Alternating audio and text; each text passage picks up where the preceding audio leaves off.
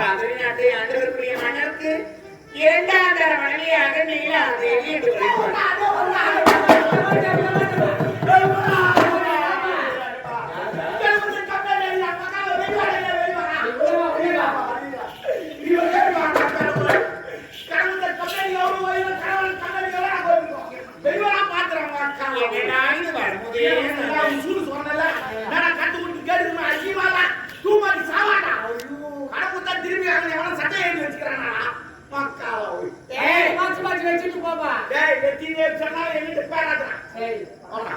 ஒரு கடனை வாங்கிட்டோமா அவங்க கேட்கறது முன்னாடி கொடுத்துருமா எல்லாமே எடுத்து வாங்குறேன்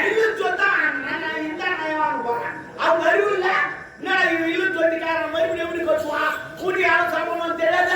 பாட்டு எடுத்த பாட்டு கொடுத்துருமா பாட்டு கொடுத்துருமா கையே தோணுறாமா ஒரு கருத்து ஆனா என் ஊட்டான 3 பேர் வராங்க யாரும் 3 பேர் நான் கடை ஊத்துவேன் ஆமா என் உடம்பு சரியா அப்ப இந்த ஊசி போட்டு வராங்க ஒருத்தன் ஆர்டிஸ்ட் வாங்கினா ஒருத்தன் திராட்சை வாங்கினா ஒருத்தன் ஆபி வாங்கினா அவர் யாரும் இதெல்லாம் ஏன் செய்யறேன் நான் செத்து நான் துணி வர மாட்டேன்ல ஆனா உயிரோடு வச்சுக்கிறாங்க ஆனா அவங்க இன்னொரு தெரியாது என்ன நான் உயிரோடு இருந்தாலும் துணி காட்ட மாட்டேன் நான் வேற லெவல் போறாடே எல்லாரும் கூடாது சாமி ஒரு கடனை வாங்கிட்டுமா அவன் கேட்கறதுக்கு முன்னாடி கொடுத்துடணும் அதான் கொடுக்கணும் எப்படின்னு சொல்றேன் நான் என்ன வேலைக்கு போறேன்னு அவங்க கடை வாங்கிட்டு வேலை போனா இது என் அம்மா அப்பா கட்டுப்பாட்டு பெற்று வச்சுக்கிறாங்க அவங்க கடை வாங்கிட்டு நம்ம வேலைக்கு போறோம் என்னால உணர்ந்து அவங்க கடை வாங்கிட்டா நம்ம வேலைக்கு போறோம் போனா யாருக்கு பயப்படுறோம் அந்த கடவுள் காட்சி பயப்படுறோம்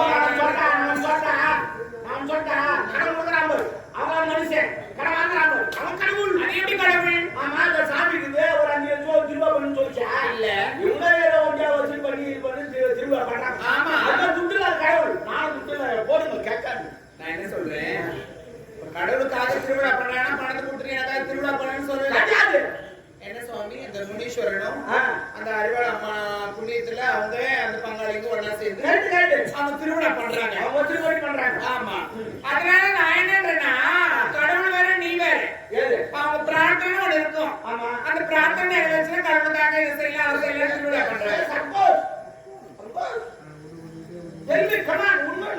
அதனால அந்த மாதிரி பண்றாங்களா நான் என்ன சொல்றேன் ஒரு எடுத்துக்காட்டு கடவுள்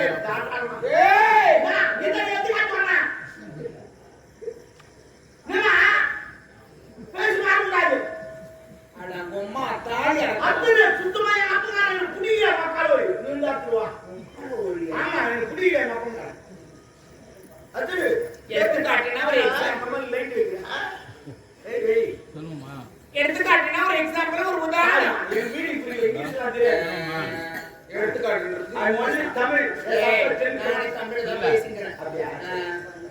அதனால ஒரு உதாரணம் சொல்றேன் இப்ப நான் இருக்கிற எண்ணெய் வச்சுக்கேன்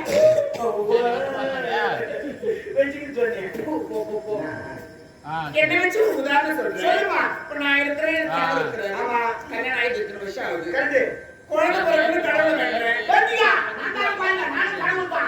அது நடக்காத கடவுள் நான் நடக்கிறேன் அது பார்த்தாத கடவுள் நான் பார்த்தாத கடவுள் அது வந்து டிலேட் ஆகும் நான் உடனே சாரி உங்க கடை வாங்குறேன்ல ஆமா எப்படி வாங்குறேன் கையில சாரி அவங்க துட்டா கடை வாங்குறேன் போய் கொண்டு கல்யாணம் எப்படி நடக்குமா மோட்டார் வாங்கிட்டு 65000 ரூபாய் எவ்வளவு இது ஏடிஎம்ல போனா வெறும் 2000 ரூபாய் அது வச்சு வாங்க முடியுமா அதனால கடவுளோட கம்பெனி விளம்பரம் பண்ணா 2 வீலர் விளம்பரம் வாங்க 2000 ரூபாய் கட்டி வண்டி எடுத்து போடுவோம் அப்புறம் மாசமான கட்டணும் நான் 2000 ரூபாய் வண்டி எடுத்து அது ஒண்ணு கல்யாணம் நினைச்சிட்டேன் அது 3000 போச்சு அது பயணம் வந்துச்சு இதுவரை 12 மாசம் ஆச்சு நான் ஒரு டியூ கூட கட்டல ஏன் கட்டல மாசமான பணத்தை கட்டணும் மாசமான இது வரைக்கும் பொட்டாட்டி மாசமே ஆகல நான் கட்டுவேன் அது நான் பகுதியில் போன மாசமான நான் கட்டுவேன் இது நீ மாசமான நான் கட்டுவேன் ஏன் அதான் ஏசிமா மாசமா மாசமா வருதுல்ல மாதம் ஒரு முதல் தேதி வந்தவனே பணத்தை கட்டுவேன் ஆனா நன்றி ஒண்ணாம் தேதி கட்டினா கட்டுவேன் சரி கட்டுறேன் மாசமான கட்டுறேன் மாசமான கட்ட போனா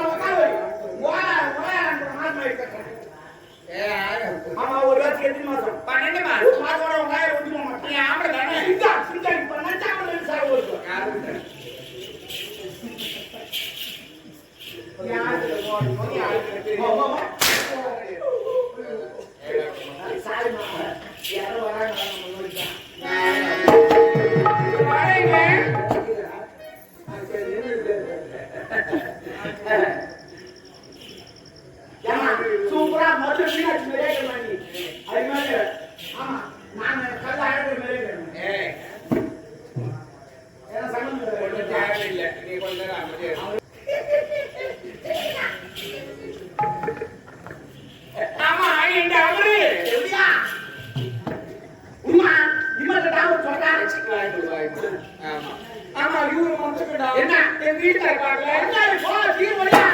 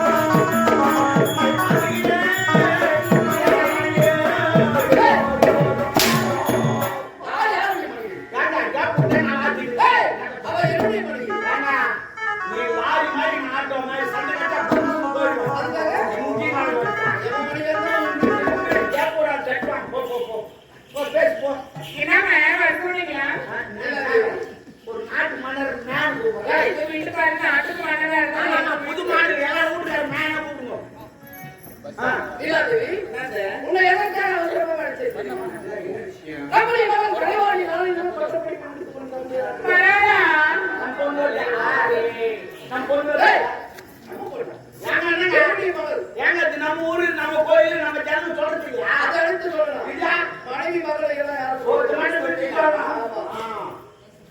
ஓ அதனால் நம்முடைய மகளை நல்ல முறையில் வளர்ப்பது எல்லாம் ஏற்பட நான் செய்கிறேன்.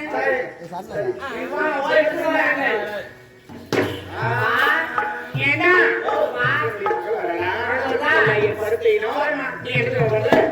சீக்கிரமா ஏர்போர்ட்ல இருந்து நல்லா பண்ணுவாங்க, நீ பாரு.